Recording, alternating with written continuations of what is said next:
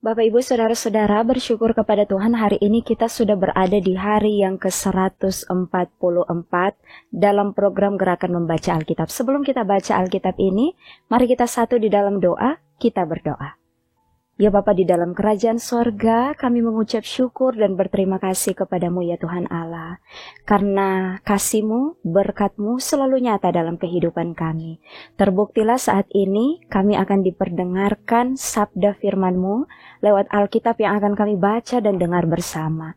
Ya Tuhan Allah, tolonglah kami, tuntunlah kami, bimbinglah kami melalui firman ini. Agar supaya firman ini dapat kami lakukan dalam kehidupan kami setiap hari. Ini kami Tuhan yang berdoa dalam nama Tuhan Yesus firman yang hidup. Amin.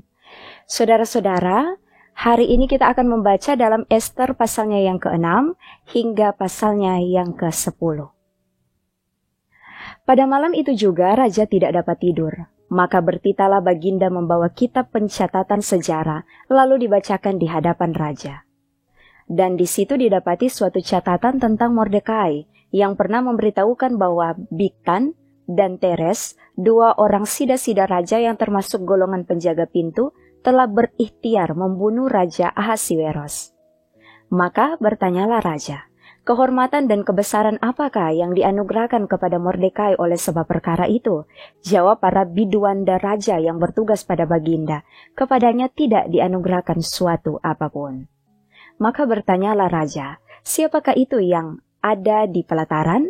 Pada waktu itu Haman baru datang di pelataran luar istana raja untuk memberitahukan kepada baginda bahwa ia hendak menyulakan Mordekai pada tiang yang sudah didirikannya untuk dia. Lalu jawab para biduanda raja kepada baginda, itulah Haman, ia berdiri di pelataran, maka tita raja, suruhlah dia masuk. Setelah Haman masuk, bertanyalah raja kepadanya, apakah yang harus dilakukan kepada orang yang raja berkenan menghormatinya? Kata Haman dalam hatinya, kepada siapa lagi raja berkenan menganugerahkan kehormatan lebih dari kepadaku? Oleh karena itu jawab Haman kepada raja, mengenai orang yang raja berkenan menghormatinya, hendaklah diambil pakaian kerajaan yang biasa dipakai oleh raja sendiri, dan lagi kuda yang biasa dikendarai oleh raja sendiri, dan yang diberi mahkota kerajaan di kepalanya. Dan hendaklah diserahkan pakaian dan kuda itu ke tangan seorang dari antara para pembesar raja, orang-orang bangsawan, lalu hendaklah pakaian itu dikenakan kepada orang yang raja berkenan menghormatinya, kemudian hendaklah ia diarak dengan mengendarai kuda itu melalui lapangan kota sedang orang berseru-seru di depannya. Beginilah dilakukan kepada orang yang raja berkenan menghormatinya. Maka tita raja kepada Haman, segera ambillah pakaian dan kuda itu seperti yang kau katakan itu, dan lakukanlah demikian kepada Mordekai orang Yahudi yang duduk di pintu gerbang istana. Sepatah kata pun janganlah kau lalaikan daripada segala yang kau katakan itu. Lalu Haman mengambil pakaian dan kuda itu dan dikenakannya pakaian itu kepada Mordekai. Kemudian diaraknya Mordekai melalui lapangan kota itu, sedang ia menyerukan di depannya, beginilah dilakukan kepada orang yang raja berkenan menghormatinya. Kemudian kembalilah Mordekai ke pintu gerbang istana raja, tetapi Haman bergesa-gesa pulang ke rumahnya dengan sedih hatinya dan berselubung kepalanya. Dan Haman menceritakan kepada Zeres, istrinya, dan kepada semua sahabatnya apa yang dialaminya. Maka kata para orang arif bijaksana dan Zeres istrinya kepadanya, jikalau Mordekai, yang di depannya engkau sudah mulai jatuh, adalah keturunan Yahudi, maka engkau tidak akan sanggup melawan dia, malahan engkau akan jatuh benar-benar di depannya. Selagi mereka itu bercakap-cakap dengan dia, datanglah sida-sida raja, lalu mengantarkan Haman dengan segera ke perjamuan yang diadakan oleh Ester. Datanglah raja dengan Haman untuk dijamu oleh Ester, sang ratu. Pada hari yang kedua itu, sementara minum anggur, bertanyalah pula raja kepada Ester, apakah permintaanmu, hai Ratu Ester? Niscaya akan dikabulkan, dan apakah keinginanmu? Sampai setengah kerajaan sekalipun akan dipenuhi. Maka jawab Ester sang ratu, ya raja, jikalau hamba mendapat kasih raja dan jikalau baik pada pemandangan raja, karuniakanlah kiranya kepada hamba nyawa hamba atas permintaan hamba dan bangsa hamba atas keinginan hamba. Karena kami Hamba serta bangsa hamba telah terjual untuk dipunahkan, dibunuh, dan dibinasakan. Jikalau seandainya kami hanya dijual sebagai budak laki-laki dan perempuan, niscaya hamba akan berdiam diri, tetapi malapetaka ini tiada taranya di antara bencana yang menimpa raja. Maka bertanyalah Raja Ahasiweros kepada Ester sang ratu, siapakah orang itu dan di manakah dia yang hatinya mengandung niat akan berbuat demikian? Lalu jawab Ester, penganiaya dan musuh itu ialah Haman, orang jahat ini. Maka Haman pun sangatlah ketakutan di hadapan raja dan ratu. Lalu bangkitlah raja dengan panas hatinya daripada minum anggur dan keluar ke taman istana. Akan tetapi Haman masih tinggal untuk memohon nyawanya kepada Ester sang ratu, karena ia melihat bahwa telah putus niat raja untuk mendatangkan celaka kepadanya. Ketika raja kembali dari taman istana ke dalam ruangan minum anggur, maka Haman berlutut pada katil tempat Ester berbaring. Maka tita raja, masih jugakah ia hendak menggagahi sang ratu di dalam istanaku sendiri? Tatkala tita raja itu keluar dari mulutnya, maka diselubungi oranglah muka Haman. Sembah Harbona, salah seorang sida-sida yang di hadapan raja. Lagi pula tiang yang dibuat Haman untuk Mordekai, orang yang menyelamatkan raja dengan pemberitahuannya itu, telah berdiri di dekat rumah Haman, 50 hasta tingginya. Lalu tita raja sulakan dia pada tiang itu. Kemudian Haman disulakan pada tiang yang didirikannya untuk Mordekai, maka surutlah panas hati raja. Pada hari itu juga, Raja Ahasiweros mengaruniakan harta milik Haman, seteru orang Yahudi kepada Ester sang ratu, dan Mordekai masuk menghadap raja, karena Ester telah memberitahukan apa pertalian Mordekai dengan dia. Maka raja mencabut cincin meterai yang diambil daripada Haman, lalu diserahkannya kepada Mordekai, dan Mordekai diangkat oleh Ester menjadi kuasa atas harta milik Haman. Kemudian Ester berkata lagi kepada raja sambil sujud pada kakinya dan menangis memohon karunia-Nya, supaya dibatalkannya maksud jahat Haman, orang Agag itu, serta rancangan yang sudah dibuatnya terhadap orang Yahudi. Maka raja mengulurkan tongkat emas kepada Ester, lalu bangkitlah Ester dan berdiri di hadapan raja, serta sembahnya. Jikalau baik pada pemandangan raja dan jikalau hamba mendapat kasih raja, dan hal ini kiranya dipandang benar oleh raja dan raja berkenan kepada hamba, maka hendaklah dikeluarkan surat tita untuk menarik kembali surat-surat yang berisi rancangan Haman bin Hamedata, orang Agag itu, yang ditulisnya untuk membinasakan orang Yahudi di dalam semua daerah kerajaan. Karena bagaimana hamba dapat melihat malapetaka yang menimpa bangsa hamba, dan bagaimana hamba dapat melihat kebinasaan sanak saudara hamba? Maka jawab Raja Ahasiweros kepada Ester, sang ratu, serta kepada Mordekai, orang Yahudi itu, harta milik Haman telah kukaruniakan kepada Ester, dan Haman sendiri telah disulakan pada tiang, karena ia sudah mengacungkan tangannya kepada orang Yahudi. Tuliskanlah atas nama raja apa yang kamu pandang baik tentang orang Yahudi, dan meteraikanlah surat itu dengan cincin meterai raja, karena surat yang dituliskan atas nama raja dan dimeteraikan dengan cincin meterai raja tidak dapat ditarik kembali. Pada waktu itu juga dipanggillah para panitera raja dalam bulan yang ketiga, yakni bulan Siwan, pada tanggal 23, dan sesuai dengan segala yang diperintahkan Mordekai, ditulislah surat kepada orang Yahudi dan kepada para wakil pemerintah, para bupati, dan para pembesar daerah dari India sampai ke Ethiopia, 127 daerah, kepada tiap-tiap daerah menurut tulisannya, dan kepada tiap-tiap bangsa menurut bahasanya, dan juga kepada orang Yahudi menurut tulisan dan bahasanya. Maka ditulislah pesan atas nama Raja Ahasiweros dan dimeterai dengan cincin meterai raja, lalu dengan perantaraan pesuruh-pesuruh cepat yang berkuda, yang mengendarai kuda kerajaan yang tangkas, yang diternakan di pekudaan, dikirimkanlah surat-surat yang isinya raja mengizinkan orang Yahudi di tiap-tiap kota untuk berkumpul dan mempertahankan nyawanya serta memunahkan, membunuh, atau membinasakan segala tentara, bahkan anak-anak dan perempuan-perempuan dari bangsa dan daerah yang hendak menyerang mereka, dan untuk merampas harta miliknya. pada hari yang sama di segala daerah Raja Ahasiweros pada tanggal 13 bulan yang ke-12 yakni bulan Adar. Salinan pesan tertulis itu harus diundangkan di tiap-tiap daerah, lalu diumumkan kepada segala bangsa, dan orang Yahudi harus bersiap-siap untuk hari itu akan melakukan pembalasan kepada musuhnya. Maka, dengan terburu-buru dan tergesa-gesa berangkatlah pesuruh-pesuruh cepat yang mengendarai kuda kerajaan yang tangkas itu atas titah raja, dan undang-undang itu dikeluarkan di dalam benteng Susan. Dan Mordekai keluar dari hadapan raja dengan memakai pakaian kerajaan daripada kain ungu tua dan kain lenan, dengan memakai tajuk emas yang mengagumkan serta jubah daripada kain lenan halus dan kain ungu muda. Maka kota Susan pun bertempik soraklah dan bersukaria. Orang Yahudi telah beroleh kelapangan hati dan sukacita, kegirangan dan kehormatan.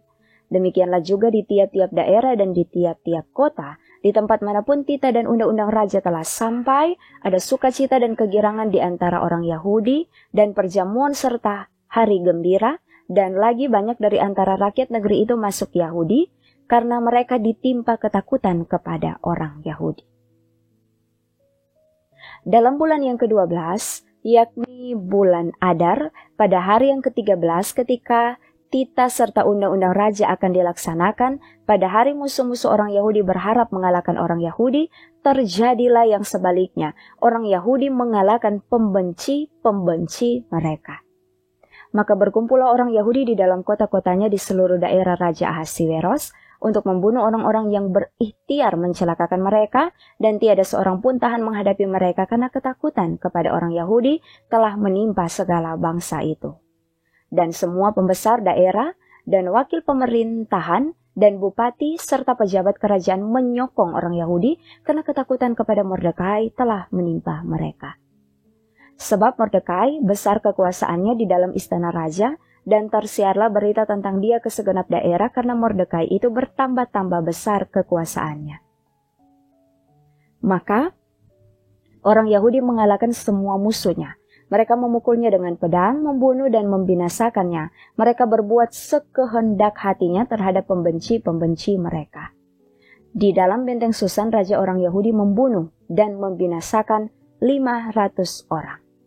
Juga Parsandata, Dalfon, Aspata, Porata, Adalia, Aridata, Parmasta, Arisai, Aridai, dan Waizata, ke-10 anak laki-laki Haman bin Hamedata, seteru orang Yahudi dibunuh oleh mereka, tetapi kepada barang rampasan tidaklah mereka mengulurkan tangan. Pada hari itu juga jumlah orang-orang yang terbunuh di dalam benteng Susan disampaikan ke hadapan raja. Lalu titah raja kepada Ester sang ratu. Di dalam benteng Susan saja orang Yahudi telah membunuh dan membinasakan 500 orang beserta ke-10 anak Haman. Di daerah-daerah kerajaan yang lain, entahlah apa yang diperbuat mereka. Dan apakah permintaanmu sekarang? Niscaya akan dikabulkan, dan apakah keinginanmu lagi? Niscaya dipenuhi. Lalu jawab Ester, jikalau baik pada pemandangan raja, diizinkanlah kiranya kepada orang Yahudi yang di Susan untuk berbuat besok pun sesuai dengan undang-undang untuk hari ini, dan ke-10 anak Haman itu hendaklah disulakan pada tiang. Raja pun menitahkan berbuat demikian, maka undang-undang itu dikeluarkan di Susan dan ke-10 anak Haman disulakan orang. Jadi berkumpullah orang Yahudi yang di Susan pada hari yang ke-14 bulan Adar juga, dan dibunuhnyalah di Susan 300 orang, tetapi kepada barang rampasan tidaklah mereka mengulurkan tangan. Orang Yahudi yang lain yang ada di dalam daerah kerajaan berkumpul dan mempertahankan nyawanya serta mendapat keamanan terhadap musuhnya. Mereka membunuh 75.000 orang di antara pembenci-pembenci mereka, tetapi kepada barang rampasan tidaklah mereka mengulurkan tangan. Hal itu terjadi pada hari yang ke-13 dalam bulan Adar. Pada hari yang ke-14 berhentilah mereka, dan hari itu dijadikan mereka hari perjamuan dan sukacita. Akan tetapi, orang Yahudi yang di Susan berkumpul, baik pada hari yang ke-13, baik pada hari yang ke-14 dalam bulan itu. Lalu berhentilah mereka pada hari yang ke-15, dan hari itu dijadikan mereka hari perjamuan dan sukacita. Oleh sebab itu orang Yahudi yang di pedusunan, yakni yang diam di perkampungan, merayakan hari yang ke-14 bulan Adar itu sebagai hari sukacita dan hari perjamuan dan sebagai hari gembira untuk antar mengantar makanan. Maka Mordekai menuliskan peristiwa itu, lalu mengirimkan surat-surat kepada semua orang Yahudi di seluruh daerah Raja Ahasiweros, baik yang dekat, baik yang jauh, untuk mewajibkan mereka supaya tiap-tiap tahun merayakan hari yang ke-14 dan yang ke-15 bulan Adar, karena pada hari-hari itulah orang Yahudi mendapat keamanan terhadap musuhnya, dan dalam bulan itulah duka cita mereka berubah menjadi sukacita, dan hari pekabungan menjadi hari gembira, dan supaya menjadikan hari-hari itu hari perjamuan dan sukacita, dan hari untuk antar mengantar makanan, dan untuk bersedekah kepada orang-orang miskin. Maka orang Yahudi menerima sebagai ketetapan apa yang sudah dimulai mereka melakukannya dan apa yang ditulis Mordekai kepada mereka. Sesungguhnya Haman bin Hamedata orang Agag seterus semua orang Yahudi itu telah merancangkan hendak membinasakan orang Yahudi, dan dia pun telah membuang Pur, yakni undi, untuk menghancurkan dan membinasakan mereka.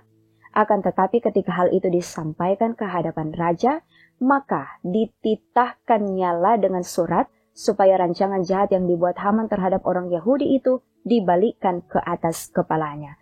Maka Haman beserta anak-anaknya disulakan pada dia.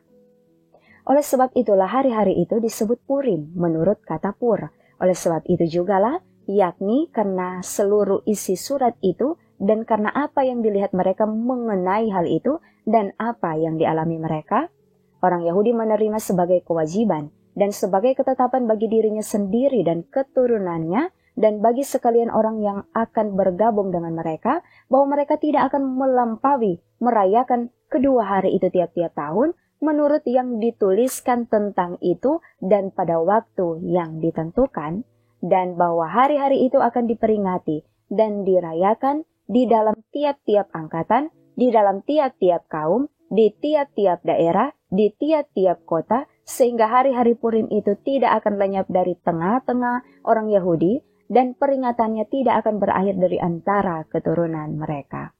Lalu Ester sang ratu, anak Abihail, menulis surat bersama-sama dengan Mordekai, orang Yahudi itu. Surat yang kedua tentang hari raya Purim ini dituliskannya dengan segala ketegasan untuk menguatkannya. Lalu dikirimkanlah surat-surat kepada semua orang Yahudi di dalam ke-127 daerah kerajaan Ahasiweros dengan kata-kata salam dan setia, supaya hari-hari Purim itu dirayakan pada waktu yang ditentukan, seperti yang diwajibkan kepada mereka oleh Mordekai orang Yahudi itu, dan oleh Ester sang ratu, dan seperti yang diwajibkan mereka kepada dirinya sendiri serta keturunan mereka mengenai hal berpuasa dan meratap-ratap. Demikianlah perintah Ester menetapkan perihal Purim itu, kemudian dituliskan di dalam kitab. Maka Raja Ahasiweros mengenakan upeti atas negeri dan daerah-daerah pesisir juga. Segala perbuatannya yang hebat, serta gagah dan pemberitaan yang seksama tentang kebesaran yang dikaruniakan Raja kepada Mordekai, bukankah semuanya itu tertulis di dalam kitab sejarah Raja-Raja Media dan Persia? Karena Mordekai, orang Yahudi itu menjadi orang kedua di bawah Raja Ahasiweros, dan ia dihormati oleh orang Yahudi serta disukai oleh banyak sanak saudaranya, sebab ia mengikhtiarkan yang baik bagi bangsanya dan berbicara untuk keselamatan bagi semua orang sebangsanya. Demikianlah firman Tuhan. Mari kita satu di dalam doa, kita berdoa. Bapa di dalam kerajaan sorga, hari ini kami sungguh terberkati dengan firman yang telah kami baca dan dengarkan bersama. Maka kami bermohon semoga kecintaan kami untuk selalu mencintai firman, mendengar, mengerti, memahami, serta melakukan selalu ada dalam diri kami. Dan kami percaya firman ini akan menjadi penunjuk arah kehidupan kami agar supaya kehidupan kami ini semakin berkenan di hadapan Tuhan. Diberkatilah kami yang sudah menyaksikan, yang sudah mengikuti program Gerakan Membaca Alkitab ini, diberkatilah dalam tugas, tanggung jawab, pekerjaan, dan pelayanan kami semua. Inilah kami Tuhan yang mengucap syukur, inilah kami Tuhan yang berdoa di dalam nama Tuhan Yesus, sumber hikmat, tapi juga sumber berkat dalam kehidupan kami semua. Amin. Saudara-saudara, demikianlah program Gerakan Membaca Alkitab kita di saat ini. Tuhan memberkati kita semua. Shalom.